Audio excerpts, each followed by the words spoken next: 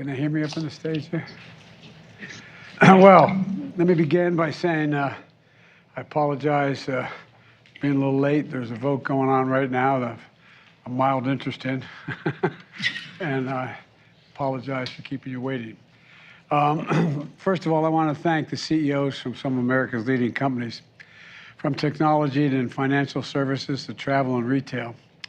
And we'll hear directly about the outlook for their businesses and the economy from their perspective, and how we transition from a historic economic recovery to a stable, steady growth and lower inflation without letting go of all the historic gains we made over the last 18 months. But before we get started, I want to say two things about the GDP report we received this morning. First, it's important to start with what we know before this morning's report. Our job market remains historically strong. Our economy created more than 9 million jobs since I came to office, in no small part because of the people on this stage. Our economy created more than 1 million jobs in the second quarter, the same period as today's GDP report covers. And our unemployment rate is 3.6%, near a record historic low. Secondly, households and businesses, the engines of our economy, continue to move forward. Just this past week, SK Group from Korea was here at the White House to announce $22 billion in new investment in semiconductors, advanced batteries, and electric vehicle chargers, and medical devices. That's on top of the $200 billion in clean energy investments in America from other businesses since we took office, all powering the strongest rebound in American manufacturing in 3 decades. Now, there's no doubt we expect growth to be slower than last year and the rapid clip we had. But that's consistent with the transition to a stable, steady growth and lower inflation. There's going to be a lot of chatter today on Wall Street and among pundits about whether we are in a recession. But if you look at our job market, consumer spending, business investment, we see signs of economic progress in the second quarter as well. And yesterday's Fed Chairman, the Fed Chairman Powell made it clear that he doesn't think the U.S. economy is currently in a recession. He said, quote, "There are too many areas of economic where the economy is performing too well." I said too well, T-O-O, too well. He pointed to the labor market as an example. The best thing we can do right now is put our economy in a better position to make the transition to stable, steady growth for Congress to, steady, stable growth is for Congress to act. That's the best thing we can do. They're voting right now, as I said. I applaud the bipartisan effort to get the CHIPS Act to my desk to sign into law, which would advance our nation's competitiveness and technological edge by boosting our domestic semiconductor production and manufacturing. Another thing that Congress should do is to pass the Inflation Reduction Act to lower prescription drug costs, which would reduce the deficit, I might add, and help ease inflationary pressures and ensure that 13 million Americans can continue to save an average of $800 per year in their health care premiums. Both of these bills are going to help the economy continue to grow, bring down inflation, and make sure we aren't giving up on all the significant progress we made in the last year. I'm going to stop there and begin the meeting. But thanks to the CEOs for joining me. And let me start with you, Brian, and thanks for taking all my phone calls, pal. At the Bank of America, I want to ask you a question. Your bank serves many Americans across the country. What are you seeing right now in terms of financial health of your consumers? What's the bank records tell you about the financial health? Well, thank you, Mr. President. It's good to see you recovering. So at Bank of America, we have 60 million consumers and 35 million core checking accounts for Americans. And so the couple key points. Number one, they're spending more money. Through the first 25 days of July 2022, they've spent 10% more than they spent in July of 2021, the first 25 days. And that's consistent with what we saw in the whole second quarter and earlier this year. The second key point, I'd say, Mr. President, is their balances are much higher than they were in the pandemic. And so if you look at people of sort of $100,000 income families in our client base, you'll see that their balances go from 3 to 5 to 7 times more than they were in the pandemic. And by the way, they have grown in the month of July versus June so far, which is good news. So they have some money in their accounts still to help them through as the economy resets and settles in. The third thing is on their borrowing. Our credit statistics are better than they ever been, much better than 19, which was a pretty good credit year for banks. So delinquencies are low. They haven't gone up in the month of July. There's lots of credit availability for our customers, and their ability to borrow in the home equity lines or their credit cards. Obviously, the most rate-sensitive parts of the economy, due to what the Fed is trying to achieve and slowing down the economy and getting on more sound footing, mortgages and car loans and things like that have slowed down, but that's an intended outcome. And so even in the accounts, you can also see that they're receiving paychecks because we can see that, recurring payments, so that's good. So the consumer's on good spending, as the balance is borrowing, and then the question is what they're spending on, and travel and experiences versus goods. They bought everything they could. They bought a lot of stuff when they were cooped up at home. They're now out traveling and experiencing the world due to the vaccines and the condition of the COVID pandemic. But unfortunately, as you noted earlier in your comments, they've had to spend more on gas. But the good news is, if you look at June versus July, the year-over-year growth has gone from a 40+% growth rate in spending on gas to 30%. So it's starting to come down as you've seen the price of oil stabilize. Then the last thing I'd add is just what's on their mind when we talk to them, the same things you read about in the paper. They're worried about inflation because prices go up. They're worried about rent increases because half the consumers in America don't have a mortgage, so they're renting or paying on a monthly basis. And they're worried about, frankly, a lot of our consumers are saving, putting money in the market, and when the market's down. The good news is it seems that we've stabilized on those matters and we go forward. So right now they're doing what we want them to do, which is being employed. Some of the stress is in the system. There's no discounting that, and we're trying to help all those customers through the stress, but that stress has been mitigated by the work that your administration, prior administrations did to help people through the pandemic, and also just the strong employment that you spoke about. Well, Brian, thanks a lot. I really do appreciate and thanks for always being available for your input. I appreciate it a great deal. And now I have a question for the CEO of Marriott, who is very disappointed to hear they're investing in travel now. It's a great concern to Tony. Tony, the travel and hospitality industry is experiencing, it did experience tremendous hardship during the pandemic, but the recovery now is experiencing is a very different experience. It's things look really up for your industry right now. And how would you describe the industry today, and how do you see the path of demand through the end of the year? I know nothing's guaranteed, but what's your sense? Well, thank you, Mr. President, for the invitation today. I think what we've learned over the last couple of quarters is really the resilience of travel. And when we look at our forward booking data, we see real evidence of that resilience. And what's interesting, we think about our business through 3 demand segments: leisure, business travel, and group. The recovery has clearly been led by leisure. And in fact, last year, leisure demand got back to where we were pre-pandemic. But what's encouraging is we're seeing real recovery in the other 2 segments. Business transient's been a slower recovery, but as we see more and more folks returning to the office, we see continued improvement. And maybe the biggest surprise has been the pace at which group demand has come back. And group, correct. And we fully expected social group to recover quickly with all of the canceled weddings and bar mitzvahs and family reunions. But now we're seeing strong and consistent recovery in business group travel as well. So quite encouraging. We get lots of questions about what's driving this recovery in the face of rising interest rates, high inflation environment, fuel prices, and the like. But I think there's a series of factors. You and Brian both touched on one, which is the elevated savings rates we see across the country. There continues to be deep pent-up demand as a result of the pandemic. I think there's a bit of a psychographic shift away from consumption of hard goods towards investment in experiences, which is helping our business a great deal. And then when we look on a global basis, the continued opening of borders, the easing of restrictions that restricted travel, is having a massive impact on our global business. And maybe I'll just close by thanking your administration and in particular, Secretary Raimondo for your work to eliminate the inbound international testing requirement.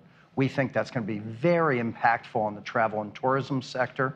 And in fact, the U.S. Travel Association just came out and said they expect the direct impact of that change to be an incremental more than 5 million visitors to the U.S. in the balance of this year, spending more than $9 billion. Well, that sounds pretty encouraging overall, not just for this summer, but looking forward. One of the things I want to ask you about is that obviously the pandemic had a profound negative impact. But right now, as I look out there, and I've traveled around the world a lot of late, going to various conferences, there seems to be a willingness or an inclination for business to travel more. Instead of everybody sitting and Zooming everything, there seems to be in-person movement of personnel in businesses around the country, and I see it more around the world, quite frankly, seems to be on the up. Is that accurate, or is that just a perception? President, and in fact, we see two principal drivers. I think number one, businesses that are customer-facing, consulting firms, law firms, accounting firms, they will tell you that the best way for them to optimize their business is to be in person, embedded in their customers' offices every day. And I think the last few years have reminded us of the power of in-person interaction. The other thing we see is rapidly growing demand for training. Many employers across this country rely heavily on the strength of their corporate culture. And as they're hiring thousands of new employees, it's really hard to immerse those employees in a culture via Teams or Zoom. And so the demand we see rising for in-person training has been quite significant. Well, I don't want to get off on this. Corning would know something about this, but there's so many new jobs on the horizon in the tech-related field that the need to train personnel to be able to handle these jobs is totally within our capacity, but it's needed. It's not like it's on-the-job training for a lot of these things. And so one of the things we're looking at, our economic team, secretary, is how we engage everything from community colleges to other entities to train people for the need that exists in that community, And so it's totally consistent with what you're saying, because there's going to be and we're talking about potentially a lot of jobs. I mean, we're talking about thousands of jobs. But again, a lot of it requires some, training. It's not all on-the-job training. Well, thank you very much for talking to me about that, Tony. And now what I'd like to do is there's an outfit called Corning, right, Wendell? And you're the CEO of a great company. And look, we've seen an inflection point in U.S. manufacturing over the last year. And by that I mean, I can recall in the last administration, I'm not criticizing the last administration, the previous 4 years, and even at the end of our administration, Obama-Biden, the question was, are we still going to be the manufacturing hub of the world? Are we still, are we in manufacturing, where are we going to sit? We're going to do all these other things, but what about manufacturing? And so you've seen in that inflection point manufacturing in the U.S.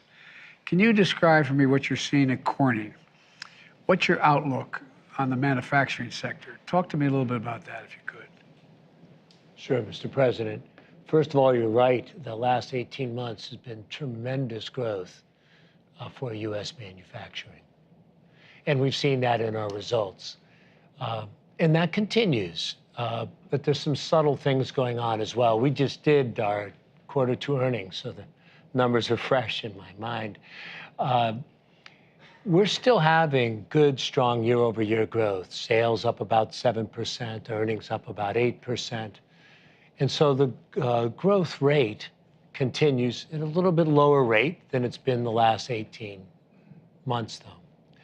But that good top line, there's a lot going on underneath the surface.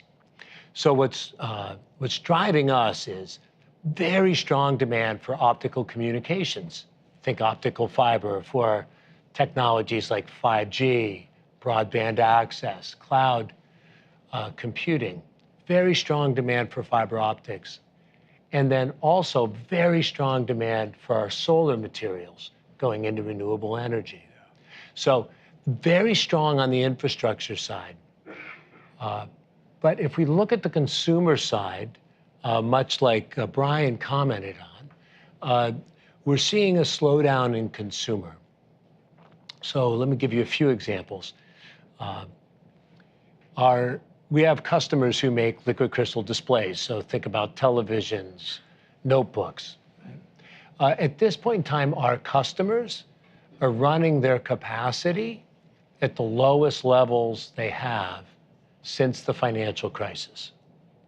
So panel maker utilization is down tremendously. Now, a big part of that is that build of inventory in anticipation of demand, right? But also the demand signal is not strong from the retail side for that good. So that's very low levels. Think smartphones. Smartphones in Q2 were down about 11% year over year. So pretty strongly. Auto, been depressed for a long time, mostly on supply chain basis. Demand has been there. But there's interesting signals in global demand. In April, there were 0 cars sold in Shanghai. Zero. 0. COVID lockdowns, but 0 is Well, a really low number, right? COVID lockdown or not. Right? In Europe, in June, we had the lowest number of new car registrations that we've seen since 1996. So we're a global player, so it's the whole global economy, so it's harder for us to, pick on what is in the US, Europe, Asia. But if we were to look at it right now and the trends we see, I'd say the consumer electronics side looks slow. Automotive, not really strong, can't quite sort between supply chain issues or demand. And as we look forward, we'd say the overall trends, that's what we're counting on continuing. Super strong demand in optical communications and solar. And as we now work with Secretary Raimondo on connecting the unconnected next year, that will continue and strong and will expand to meet that. Solar demand we see going forward unabated and will also expand in that. But consumer seems soft to us. Yeah. Well, one of the things that my father was in the automobile business his whole life, ran a major dealership, a General Motors dealership.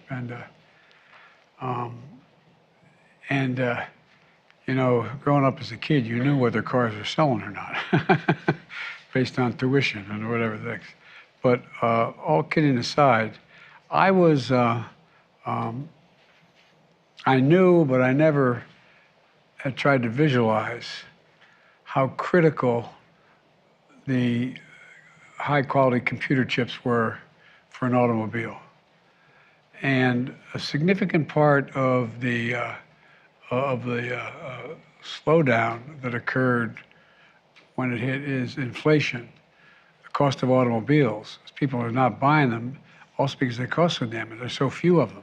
They're not manufacturing nearly what they were able to manufacture in the past because of the fact that there's lack of computer chips.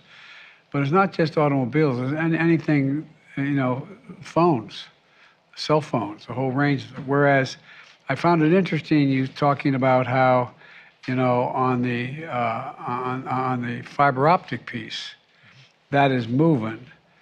But how much of that do you think is related to the fact that we put in an infrastructure bill that provided billions of dollars for connecting the internet, for having the ability to access the internet, because we're making it available, quite frankly, with all the money we're spending to make it available to every home in America, every neighborhood. I mean, I'm not sure I'm asking the question properly. I think you know what I'm trying to get at. So talk to me about the difference, demand relating to where we fund it, and we're talking the fiber optics needed to deal with everything from solar to broadband in communities that don't have it now. I mean, one of the things I found was that, and the four of us have talked about this a lot, five of us have talked about this, is, in the middle of the pandemic, going by a McDonald's and seeing a bunch of families sitting out there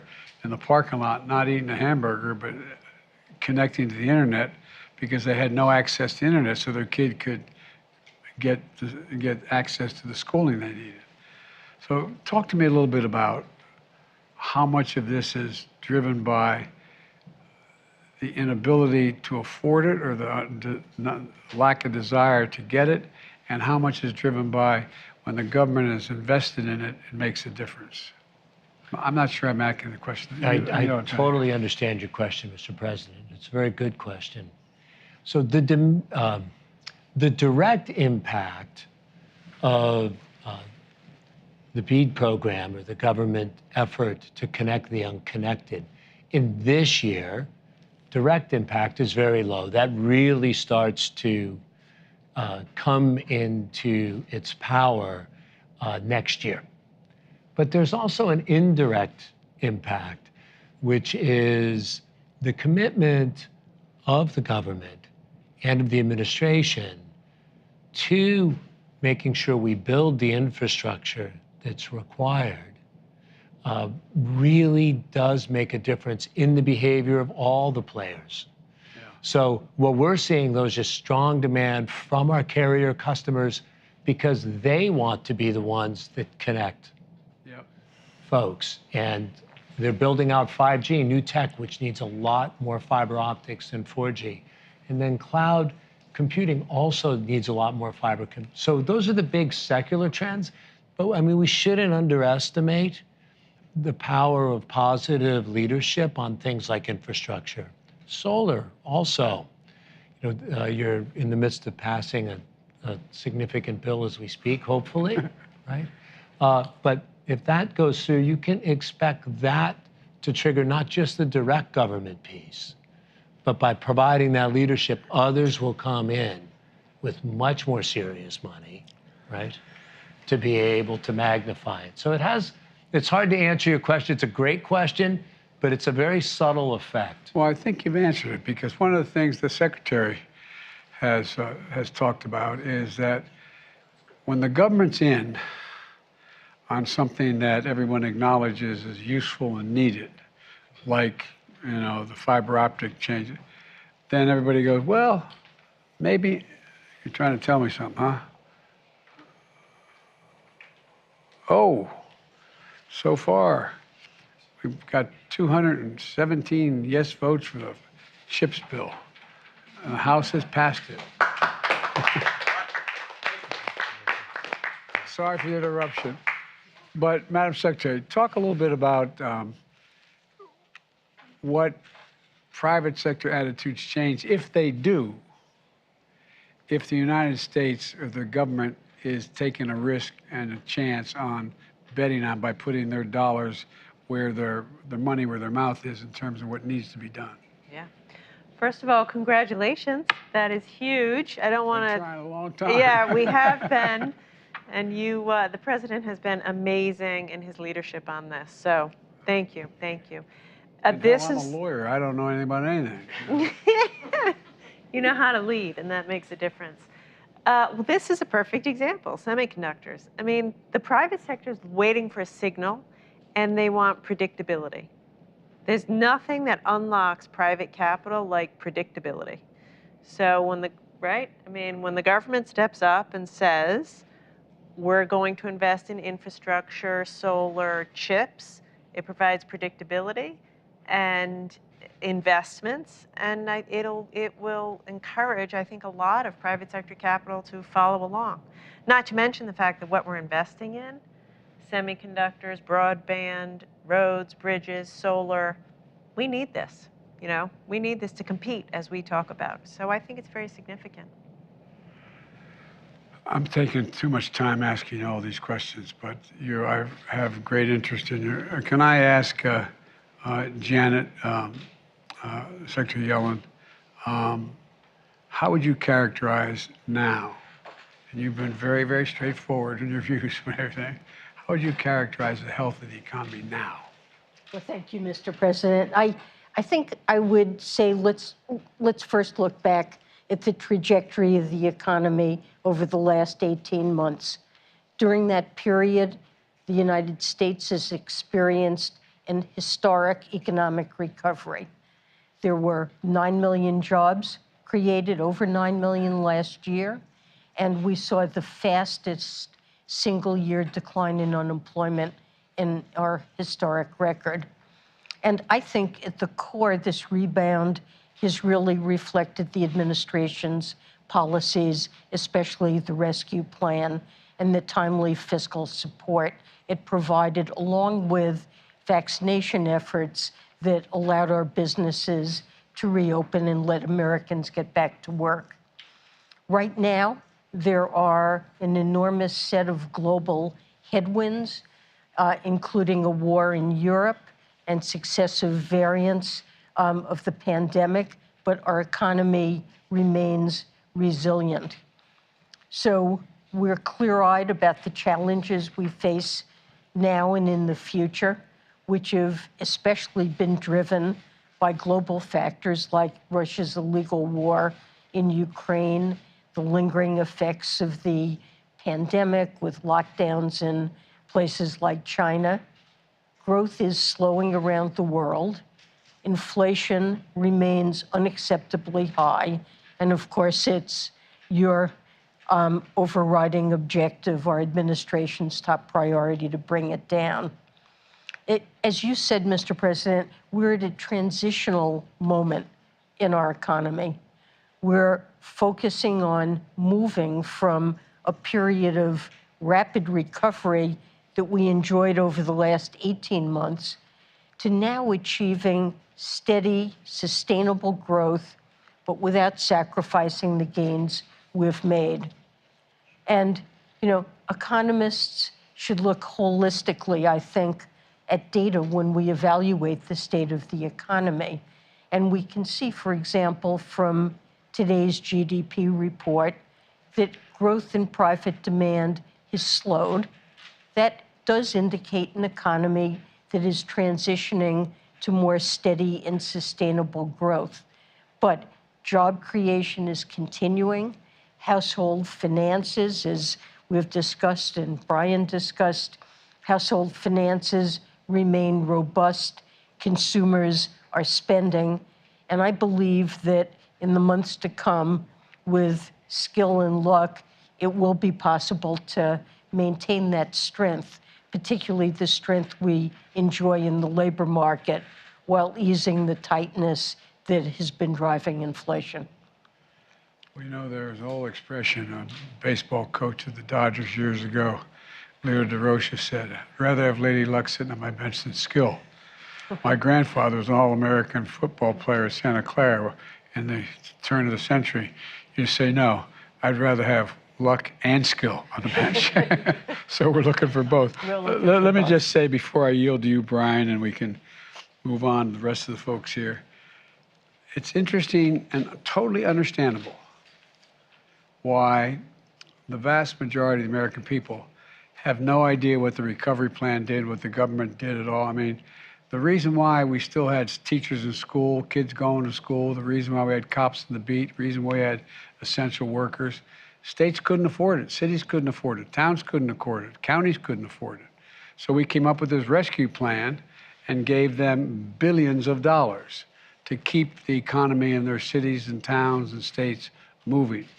And one of the things and I fully understand it, like I said, I was raised in one of those households where when the price of a gallon of gasoline went up, it was a topic of discussion around the kitchen table. We weren't poor. We were just typical middle-class family in a 3-bedroom house with 4 kids and a grandpa.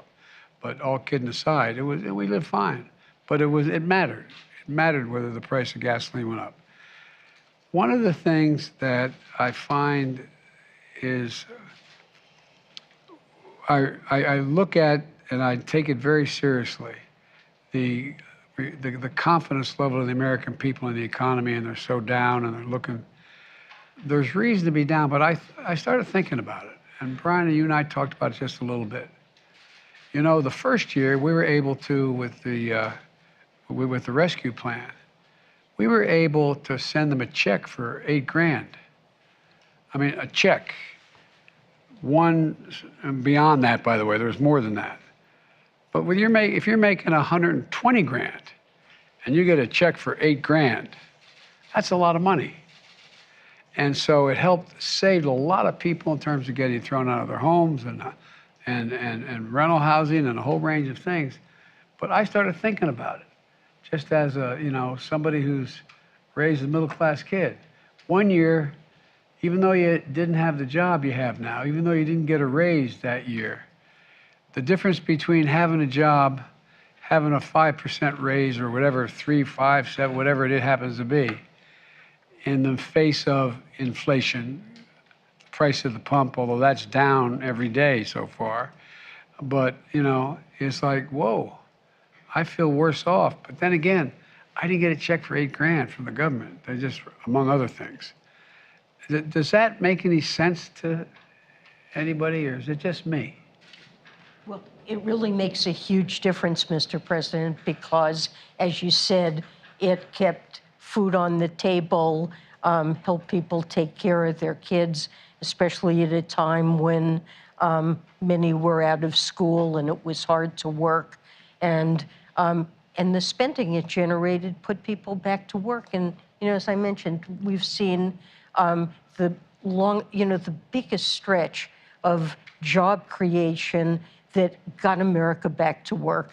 And we need to bring down inflation, but we need to preserve the success that plan achieved in the labor market. I know you're all busy as the devil, especially the folks who haven't had a chance to speak yet. I'm sorry I have so many questions, but I have great respect for your collective judgment here. Brian, I'm yielding to you. I'm going to shush up. We're going to transition here and move the press out. But I think on the point that you just made is one of the things that Brian Moynihan said was household balance sheets. Part of the reason why household balance sheets have held up the way that they have, and you mentioned the word resilience too, part of the reason why household balance sheets have held up the way that they have through a lot of uncertainty.